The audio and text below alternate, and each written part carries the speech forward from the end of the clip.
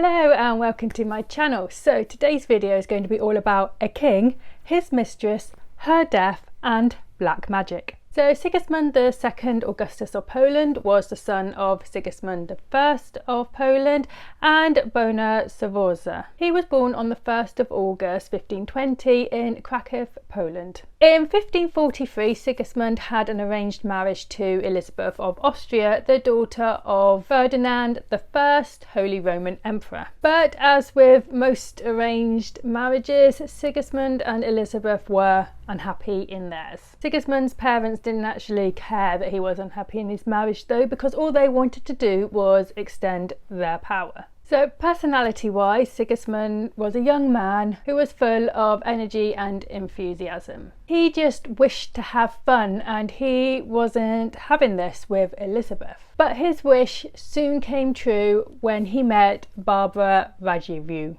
Barbara was a Lithuanian noblewoman and she was born sometime in the early 1520s. Barbara was a really beautiful woman and she was also highly intelligent and quick-witted. So when she was 16 years old, Barbara had married, but her marriage didn't last long because her husband died only 5 years later. When Sigismund met Barbara, he was immediately smitten with her, so he made her his mistress. In the June of 1545, Elizabeth of Austria sadly died of an epileptic seizure. But now that he was a widower, Sigismund really threw himself into his relationship with Barbara. They enjoyed lots of time alone together and they went hunting together, and apparently Sigismund had a secret tunnel built connecting his palace and Barbara's home so that they could meet and be together away from prying eyes and gossip. Now, Sigismund's parents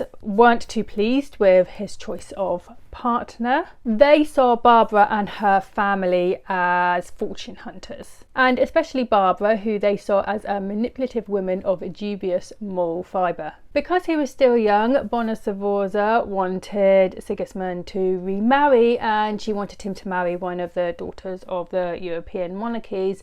But Sigismund didn't want to do this. He wanted to marry Barbara. And this is what he did. And as soon as it came out that Sigismund and Barbara had married, rumours started circulating. Sigismund couldn't have married Barbara just because he loved her, because after all she was not queen material. Sigismund must have married her for some other reason. Rumours went round that they had been forced to marry because they had been caught in flagrante by their families, and also that Barbara was pregnant and that Sigismund had to legitimise the relationship. But through all these rumours, Barbara was portrayed as a tart who schemed to bag a powerful and wealthy man. And the way that people said Barbara had done this was that she had given Sigismund a potion to make him fall in love with her. But Sigismund and Barbara ignored all these rumours and carried on happily in their marriage. On the 1st of April 1548, Sigismund became king after his father died. And around this time, Barbara had also fallen pregnant but miscarried their child. Sigismund brought Barbara to Krakow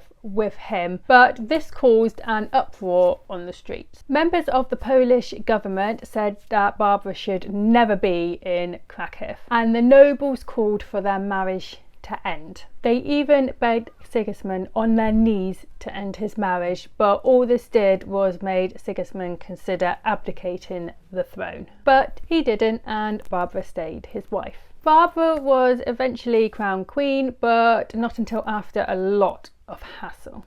But you would have thought that after all these issues that had gone on about Sigismund and Barbara actually getting married, you would have thought that Barbara would have endeared herself to the people to try and stay on their good side, to prove that she was worthy of being their queen. But she didn't. She was living it up, spending loads of money and receiving loads of territory, property and jewels. Sigismund basically had to bribe the nobles and the politicians to accept Barbara as their queen, which eventually they did do. But Barbara's life as queen didn't last long. She fell ill with stomach pains, she couldn't eat anything, and a lump filled with pus started to grow on her abdomen. Sigismund called in healers from all over Europe to help Barbara, but none of them could. Barbara died on the 8th of May 1551. So we do not know what Barbara died of. Some people have suggested that she maybe died of ovarian or cervical cancer, but at the time people thought that she had been poisoned. And one of the main suspects was Sigismund's mother, Bona Sforza. Bona Sforza had really hated Barbara and she had fiercely opposed her son's marriage to her. But just before Barbara had fallen ill, she had actually accepted Sigismund's marriage to her. But just before Barbara fell ill, Bona Sforza had accepted her as her son's wife. Was this because Bona Sforza had wanted everything to basically stay peaceful and to keep the peace with her son and have stability in Poland? Because if the Polish nobles and governments saw that the king's mother accepted Barbara, then they may have been a bit more kinder towards her. Or did Bona Sforza accept Barbara because she was planning to poison her, and that she wanted it to seem like she liked her daughter-in-law so that the suspicion didn't fall on her? People also thought that Barbara had killed herself by accident. Of course, they thought that she had taken a potion that would help her fall pregnant, but it had actually killed her instead. And Barbara's family actually thought that Barbara had been killed by an STD. Now, Sigismund did not take Barbara's death well. He wore black for the rest of his life and his bedroom was covered with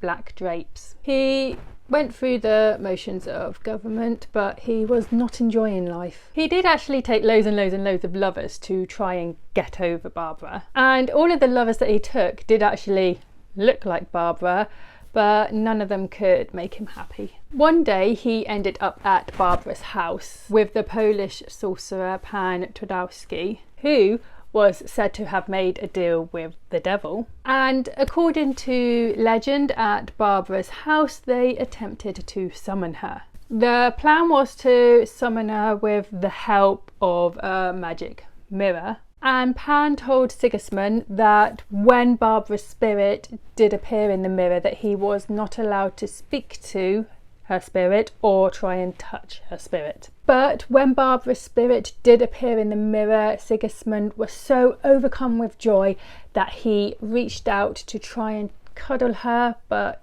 she just disappeared. Barbara's spirit now walks the halls of her home wearing black and weeping for her lost love. So that was the story of Sigismund II of Poland and his mistress turned wife Barbara. I hope you enjoyed this video. If you did, like and subscribe, and I'll see you next time. Bye.